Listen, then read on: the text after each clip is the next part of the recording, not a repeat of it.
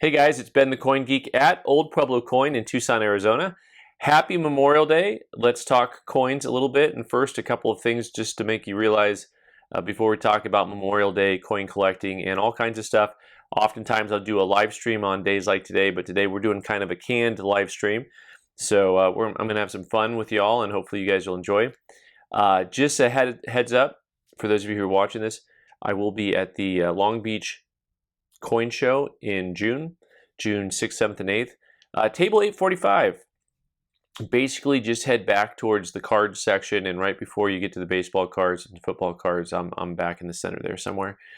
And the following weekend, I will be in Baltimore at the Baltimore Coin Show. I will be covering the show as a news anchor. I'm going to be, I almost said Walter Brimley.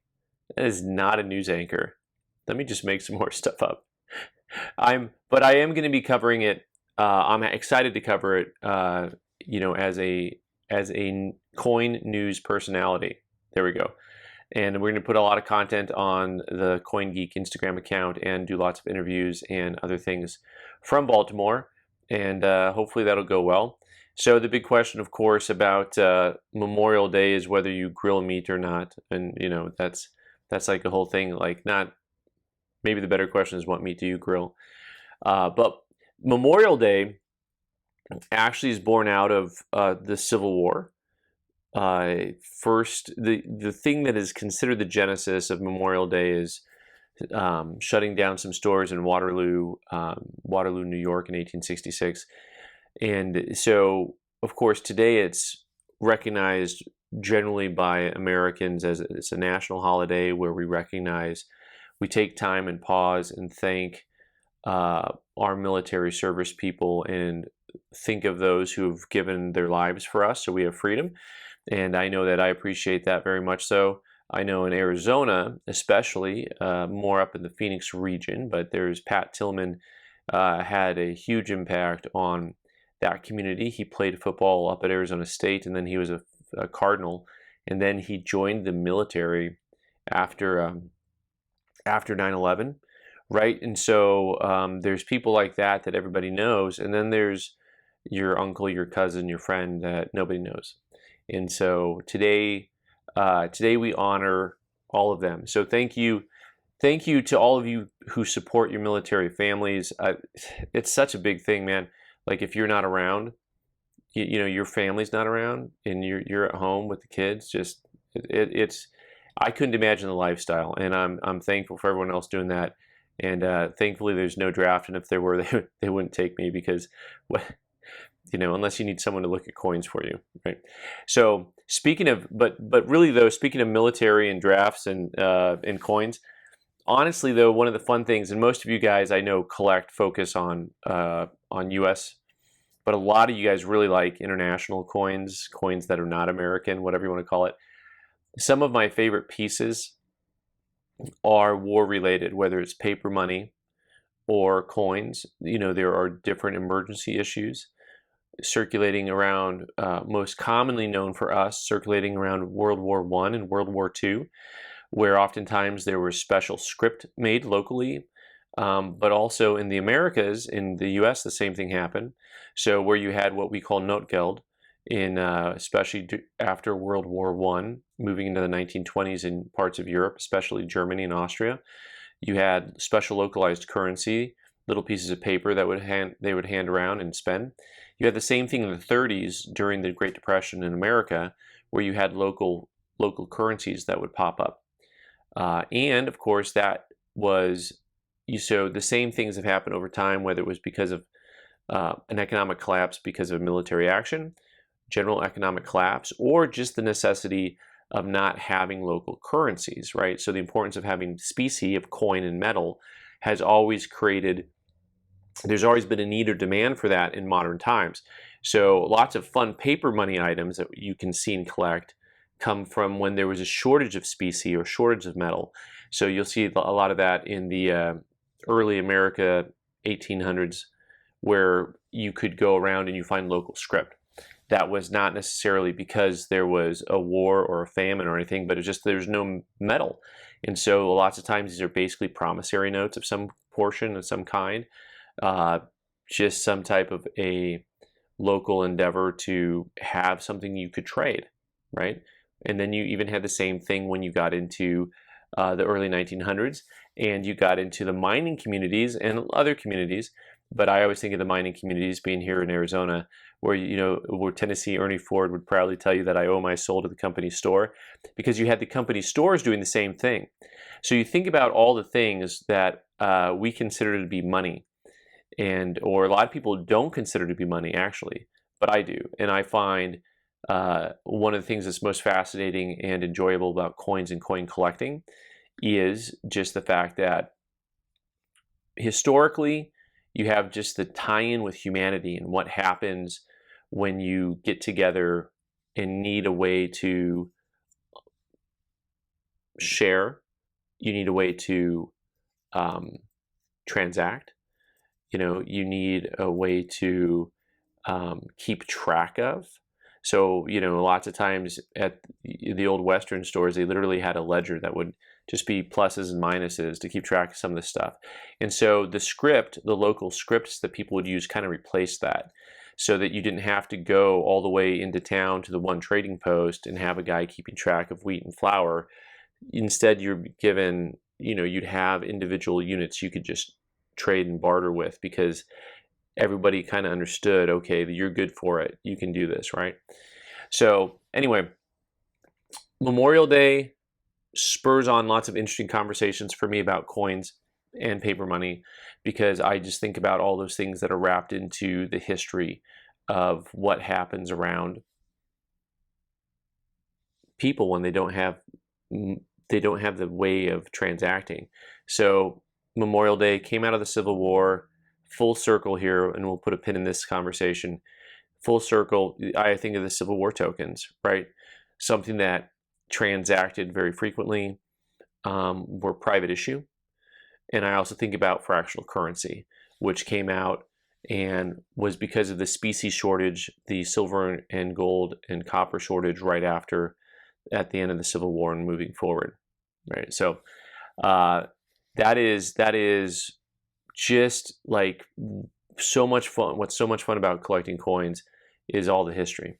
All right, I got a couple more topics to talk about. Welcome to summer, right? I mean, for a lot of people, school ends at Memorial Day. I know in other places you get into a couple weeks into June before you're out of school. But who's going to summer shows? Huh? I already mentioned I'm going to be at Baltimore and I'm going to be at the Long Beach show. As of now, I don't have anything else booked. I know moving into August, there's the big show in Chicago, which I would like to attend, and I will try to attend, but I'll be honest, I don't know that I can get there this time around. Just, you know, the summertime has a lot of activity going on for me, but for everyone else. So are you going to any other summer shows? I think there's a summer fun show. I know there's a show in Vegas coming up in July, and a Witter U's in the end of July also. So there's lots of different things going on throughout the summer that people attend. And what's really nice is if you can work your summer travels into a coin show, right? So for a lot of people, if you got kids, you can't really travel much except for during the summertime, you know. And so I understand how that goes. So I hope to see you at Long Beach, because that'll be fun. But I'm excited to get to Baltimore and be on the East Coast, and for the first time, this is going to be as far east as I've ever been, and I'm looking forward to meet some of you guys and gals down there at the show. I don't have any official meet and greet type stuff going on. You know, I can, if some of you ask for that, I can try to find out what that could look like. I will work with people at the Whitman Expo, We Connect in Baltimore. That's like their whole, they got a bunch of different subsidiary titles, but the Whitman Expo, WE, and We Connect is what's going to be bringing me over to Baltimore to cover the show. And so if any of you have interest in saying hi and having some type of meet and greet, we can see what that might look like, how that might go. Summertime is, so even though I know on the calendar there are actually 6 months to get halfway through a 12-month year, but also Memorial Day marks the kind of like the halfway point of the year, so to speak. You know, you're going into June, June's kind of a quiet month usually. And so there's lots to talk about in general about the coin market and how the coin market is doing. And of course, for the last month or so, bullion has really taken center stage as gold was kind of pandering with the 2000 mark, and then all of a sudden it's at 2400. It's like, we're never going to get through 2000. We're never going to get boop, and then it's gone. So in silver also, that was just sitting around $24, $22. I was like 22, it wasn't even 24. And then now it's, tickling 31, 32. And who knows what it'll be next week. It goes up and down. And so I get asked lots of different questions about bullion because of these things, because I have bullion that comes in and out of the shop. People ask me questions about different things, and I'll just say the same things that I always say because I'm very predictable and boring. But for those of you who have not heard, none of this changes anything about my approach to bullion for the average person, which is if you have a set amount of money that you want to put into bullion every month or every paycheck, you keep doing it. And it doesn't matter what the price of the metal is. The people who speculate and want to do, one-hit wonders and one-offs and flash in the pan stuff, it's not really a good process in my opinion. But that's because I don't believe in trying to buy gold or silver for some type of strange, quick, short-term return. I just consider it to be something that is a long-term hedge against inflation, a long-term store of value, and an inheritance. So, you are finding a way to take money off the table that you would otherwise have and put it into some other store of value, right? To use a really bad analogy, it's like a battery, right? You're saving the energy for later in something and you're not going to use it for now, right? It's a terrible analogy, but I'm glad I went there. So when you look at buying bullion, what you're doing partially is you're purchasing something, you're taking your dollars and putting it into something that is going to maintain or store some value. Whereas the majority of money that we get in our paychecks and we buy something with, that something we buy becomes worthless. Just look around. Look at how much of your money every paycheck goes into something that has any value. To me, that's like the main argument for bullion, but also that gets us back into the collectible market. I'll be back in the collector's market in just a minute. I want to put a pin in the bullion market discussion. We've had a lot of people come in and ask about, what does this mean for everybody? Well, the reality is that with the metals going up, up, up, I've got some people I know that have just stopped buying metals in general. I mean stores, because they don't want to get stuck with the volatility in the marketplace in the short term, right? But what I just tell people, you're going to be seeing, it'll be pretty commonplace that a store is going to have to just decide what they want to make. And so for those of you who've been around a while, you've heard us talk about this. And, I've shown people for years now that really the price, the spread that a store needs to make should stay the same, generally speaking. It's just relative to the spot price. Where is the spread? Where's the buy-sell spread? So if this is the spot price, this is your buy-sell spread. During COVID, it went up like this to where, we were paying above silver and gold prices and selling even higher, right? But that was, to me, an unnatural market. A good two-way market looks like this. And now you've seen a market that looked like this, and now it's like this. In other words, the demand level is below the spot price. So what you're seeing is if for example, I can only sell my, if we don't have demand to sell bullion, I'm talking about gold at this point, if we don't have a lot of people coming in to buy gold at $2,400 an ounce, then our only wholesale options are at 98% or 99%. And if I want to make 5% on my money, I'm going to be 5% back of 98% or 99%, right? And so that gives you an idea of what you're going to see. And I've seen this, I think, nationally in general, but also people get really worried about, well, look, you used to pay 5% over, and now you're only paying 2% under, and and I'm like, okay. Also, you're now getting 93%, 94% of $2,400 instead of 102% of $1,900. But the pressure, I had a customer ask me about the pressure of the market, and it is a lot of pressure, especially with gold, because in gold and silver both. But 7 years ago, which I know is 7 years ago. For some of you, you hear 7 years ago and you think, man, that was a long time ago. But if I just said 2017, a lot of you would not think that was 7 years ago. You know what I mean? It's like, well, in 2017, gold was in the 1200s. I mean, gold is basically doubled. And so where it used to take almost 4 ounces of gold to get to 5 grand, now it takes just over 2. And so the financial push is there, I think, for anyone who's in this marketplace to be like, if you're in my seat, right? If you're someone who has to try to facilitate for people the buying and selling of bullion, it is definitely a different feeling. And I've always argued that I really prefer gold and silver at a much lower level, but hey, I was going to say prefer Big Macs at a lower level, but I won't eat a Big Mac. I won't eat at McDonald's, and I am not a food snob. I'll eat at Wendy's. I'm just saying, it's a thing. All right, so how is the coin market? And lots of questions about that. So lots of ways to slice and dice this. So the coin market is, I think, in lots of ways, as we predicted it would be coming out of COVID, which is to say we're seeing a lot of pullback in areas that traded the most frequently, because what you also saw during COVID is you saw a run-up of prices. And I should be using my graph, not my hands. What is all this sign language?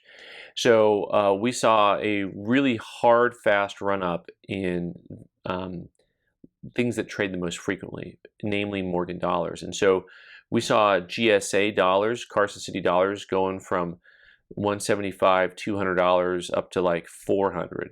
They more than doubled in price. And those have started coming back down and down and down. And so, right now I think you can buy those retail in that $3 to $330 range. But it's interesting to me to see when I see wholesalers stop buying and bidding on stuff. Yeah, things are coming down farther, right? And so, people who used to make the market on some of that stuff have stopped bidding on it and stopped buying it, which is an indication that the market is coming down a little bit further from where it is. And now some people find this very disturbing. And I understand that, you want to see your things that you purchase go up in value. But also, if I bought my first house and it was $100,000, and then, I bought a house more recently and it's $400,000, and if the market changed and then all of a sudden I could go buy a house for $250,000, I don't know that I would be too mad at that, right? Like, my point is, when prices come down in lots of things, we're pretty ecstatic about it. When prices come down in the coin market, people start to panic. My main take on the coin market as a whole is, as long as everyone keeps playing with it and having fun, we're all going to be fine. It's a microcosm of any larger economy. So if you have everyone stop at the same time, you got a problem. Every economy is like this. As long as everyone is still trading, things, if they adjust, they'll adjust down slowly, right? And you can keep trading and playing and having fun with it. And are there going to be coins and stuff that you purchased during COVID that are worth less? Well, yeah. But also, do you have to sell right now? Well, some people, the answer is yes. But I think for the most of us, the majority of people, that answer is not yes. That answer is, well, no, I can keep collecting. And as you continue to buy into a market that's going down, you get to dollar cost average lower. In other words, the more stuff that you purchase at lower prices, the more your overall cost and things is lower. Cost per piece, so to speak. So the rest of the coin market is actually pretty strong. One of the things that I have found is that the what we call it, the rare coin market is actually pretty, in my opinion, sustainable over time. In other words, when I look back at commentary from 2012, from 2015 and 17, at times when the market was softer pre-COVID, leading up into COVID, you had a pretty soft market.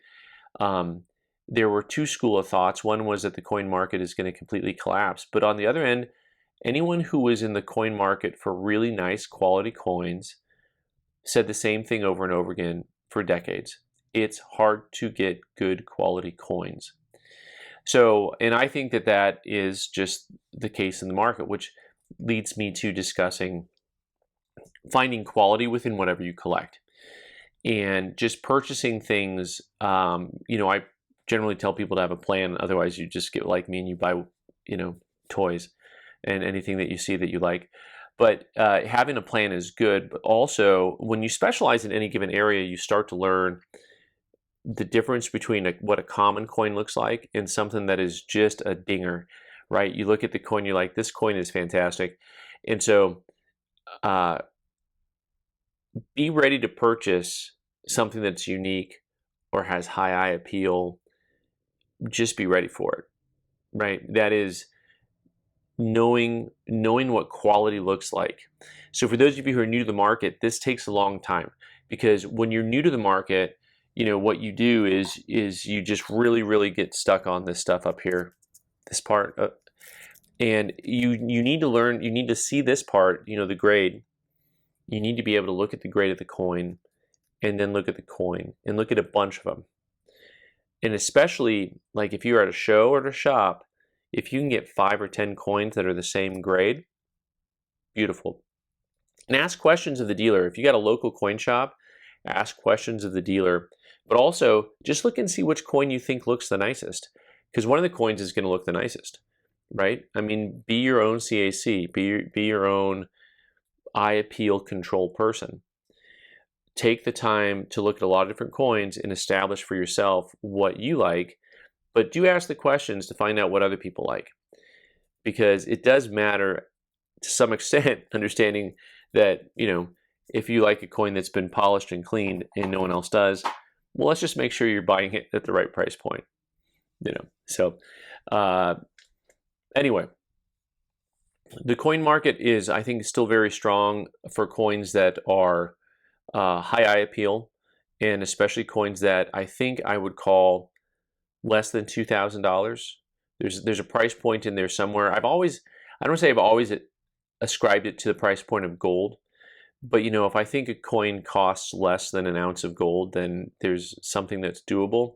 Obviously, this is all very different since gold went from 1900 to 2400 in a blink of an eye, but generally speaking, that price point has felt like it's a good price point in the marketplace.